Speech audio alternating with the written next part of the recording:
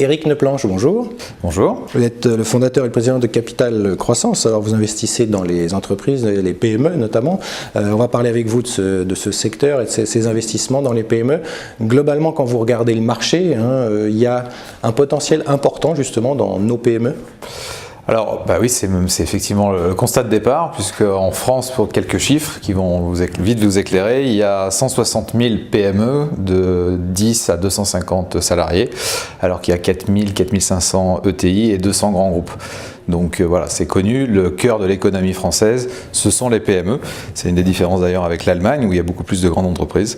Donc c'est des petites sociétés, et donc notre stratégie d'investissement est ciblée sur ces petites sociétés qui font entre 3 et 50 millions de chiffre d'affaires. Alors on a beaucoup parlé effectivement de cet investissement dans les PME au cours des derniers mois. Qu'est-ce qui change aujourd'hui, puisque vous n'êtes pas seul bien sûr sur ce marché, les entrepreneurs, les dirigeants de PME sont plus réceptifs? Alors, ce qui change sur ce marché, c'est qu'il y a une difficulté de trouver des financements. Ça fait quand même quelques années maintenant qu'on est en crise, donc les entrepreneurs et les chefs d'entreprise ont du mal à trouver des financements. Donc ils se tournent vers des fonds d'investissement comme nous pour compléter leurs fonds propres. Nous, notre spécificité étant qu'on est un fonds d'entrepreneurs, puisqu'on est quasiment exclusivement financé par des chefs d'entreprise, des entrepreneurs, des familles, donc des investisseurs privés. Donc ce sont des entrepreneurs qui financent d'autres entrepreneurs. C'est plus facile justement pour eux, puisque quelque part ils ont déjà eu cette expérience, de comprendre assez vite les business models, les potentiels de telle ou telle entreprise justement dans laquelle vous allez pouvoir investir. Alors disons que c'est pas eux qui directement sont impliqués dans l'analyse et le choix des sociétés, c'est l'équipe Capital Croissance, donc on est une équipe de 6 professionnels.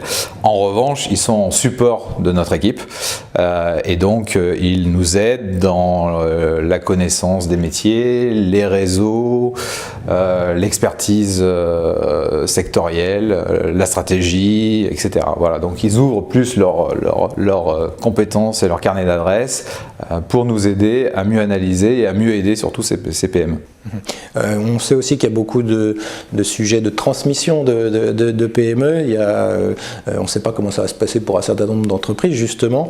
Là aussi, il y a vraiment un rôle à jouer pour les investisseurs. Alors là, très clairement, effectivement, ça s'accélère. On en parle depuis pas mal d'années. C'est tous les baby boomers qui ont monté leur entreprise après-guerre et donc qui sont à l'âge de la retraite. On a un stock aujourd'hui de sociétés familiales à transmettre qui est très important, car il y a eu beaucoup de décalage depuis quelques années. Du fait de la crise, en fait, les chefs d'entreprise n'ont pas vendu parce que les résultats n'étaient pas très bons. Et donc on est quand même en crise depuis 7 ans, depuis 2007 grosso modo. Donc ils ont repoussé la transmission de leur société. Ils ont pris 7 ans de plus, ils commencent à être un peu usés et c'est vrai qu'on voit nous depuis 12-18 mois vraiment une accélération de ces cessions de chefs d'entreprise qui ont 65 ans et plus, qui souhaitent effectivement transmettre leur société. Donc là ça peut être l'intégration dans des groupes plus grands ou des rachats. Alors oui, il y a plusieurs cas de figure. Le cas de figure principal, c'est l'équipe en dessous qui essaye de reprendre les rênes, donc avec l'appui de fonds comme nous, puisqu'ils n'ont pas les capitaux pour reprendre. Ça, c'est le premier cas de figure. Le deuxième cas de figure, c'est à nous de trouver un manager, repreneur externe s'il n'existe pas dans la société. Voilà. Alors l'accompagnement, on sent, est très important. Qu'est-ce que vous amenez justement, qu'est-ce que vous allez amener au cours des années aux entrepreneurs pour les accompagner justement dans l'évolution de leur stratégie et pour faire plus de croissance? Alors effectivement, vous mettez le doigt sur un point très important qui nous différencie, Capital Croissance, qui est l'accompagnement de ces PME. Donc on n'est pas un simple investisseur. D'ailleurs notre slogan c'est investissement et accompagnement, et je tiens beaucoup à cette partie accompagnement, puisqu'on passe beaucoup de temps effectivement ensuite à aider l'équipe de management dans la mise en place de sa stratégie. Concrètement, ça veut dire quoi? C'est que sur des sujets structurants pour l'entreprise, le management a souvent pas le temps de s'en occuper parce qu'encore une fois on est sur des petites sociétés, donc on les aide sur des aspects de recrutement de cadres clés, beaucoup d'internationalisation parce que c'est là où ils sont le plus perdus et où ils ont le plus besoin d'aide, savoir comment aller s'implanter en Turquie, en Chine, aux États-Unis. Donc là c'est notre expérience à nous puisqu'on l'a déjà fait pour d'autres sociétés, et puis encore une fois s'appuyer sur l'expertise, la connaissance, les réseaux de nos souscripteurs entrepreneurs privés. Voilà, donc on les aide dans leur réflexion stratégique, comment mieux positionner leurs produits, quelle diversification produits faire. Donc c'est beaucoup de la stratégie, l'organisation d'entreprise et de l'internationalisation. Qu'est-ce qui manque selon vous aujourd'hui pour que justement on retrouve ce qui se passe en Allemagne? On compare toujours la France et l'Allemagne sur ces entreprises moyennes, dire finalement en Allemagne ils y arrivent plus vite que nous, et on parle justement souvent de ces financements. Qu'est-ce qui manque principalement pour que on en soit peut-être, on arrive peut-être au niveau de l'Allemagne, ou en tout cas qu'on ait ces grosses PME? Alors, disons que je pense que les financements en France, ils existent. Hein. Il y a quand même beaucoup d'argent disponible sur le marché. Je pense que l'internationalisation est le vrai problème de ces PME. Hein. Moi, je le vois vraiment tous les jours. Et c'est ce qui a fait la force de beaucoup de groupes allemands d'être très vite tournés vers l'export. Voilà, donc je pense que ce qu'on met en place à notre petite échelle, c'est-à-dire des programmes de mentorat, de parrainage, d'anciens dirigeants, d'anciens cadres de grands groupes qui ont une culture internationale pour ces petites PME qui ont 30, 40, 50 salariés, est un moyen d'accélérer ça et de leur faire passer un cap. Hein. Grosso modo, je pense que voilà, ce qui est difficile dans une PME, c'est bien sûr de démarrer et de passer à 1, 2, 3, 4, 5 millions, mais on voit très vite aussi qu'à 10, 15, 20 millions d'euros, après c'est quand même une autre histoire.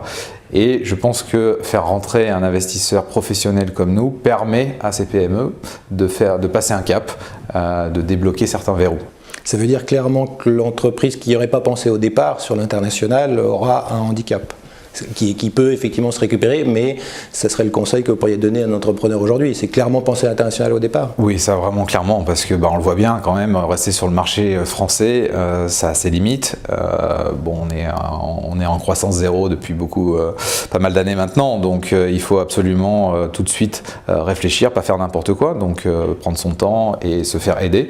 Mais il faut effectivement penser à l'international très, très, très vite, à la fois comme relais de croissance. C'est aussi un moyen d'attirer des talents, des cadres qui viendront pas forcément dans une petite société de 10 millions d'euros si elle reste franco-française. En revanche, si on offre à ces talents une perspective internationale, on a plus de chances de les attirer.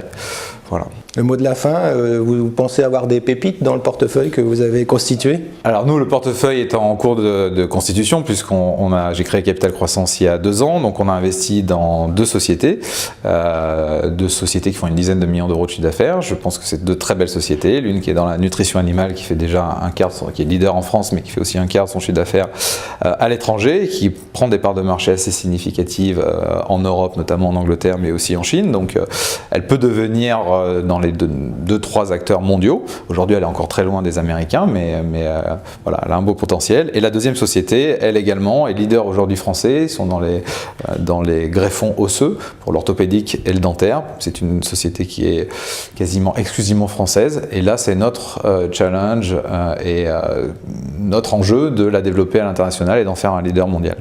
Merci Eric Neplanche d'avoir été avec nous. Merci à vous.